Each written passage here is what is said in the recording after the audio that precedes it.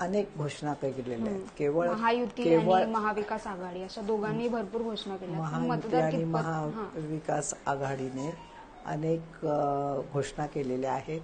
ही सगळ्यात पहिली तर महिलांची जी त्यांनी महिलांच्या हातात कॅश द्यायची जी योजना काढली होती, तर ते एक सेंटर ऑफ अट्रॅक्शन झालेलं होतं. तर ते आहेच. पण त्याचबरोबर इतक्या प्रचंड घोषणा केलेल्या आहेत. कुणीही ह्याचा विचार करत नाही की ह्या केलेल्या घोषणा आहेत, ह्याच्याप्रमाणेचं जे काही द्यायचं असेल ह्यांच्या हातामध्ये ते दिलं जाईल, आत्ता दिलं जाईल. पण नंतर काय? एक तर सगळ्यात पहिली गोष्ट, राज्याची परिस्थिती आपल्या अत्यंत वाईट आहे. आपल्या इथे राज्यावरती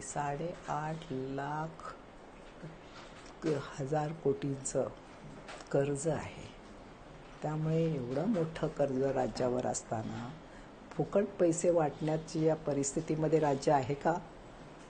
ह्याचा विचार कोणी करतं का? घोषणा केवळ, आणि जो मतदार राजा आहे तो सुज्ञ आहे.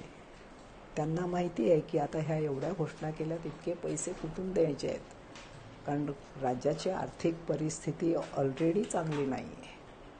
मग अशा परिस्थितीमध्ये हे सगळं योजना आखून आणि त्या आश्वासनं जी दिलेली आहेत ती पूर्ण कशी काय करू शकतील, ह्याचा विचार खरं म्हणजे मतदारांनी करणं आवश्यक आहे असं मला वाटतं. आणि मग त्यांनी ठरवावं की नेमकं मत कुणाला दिलं पाहिजे.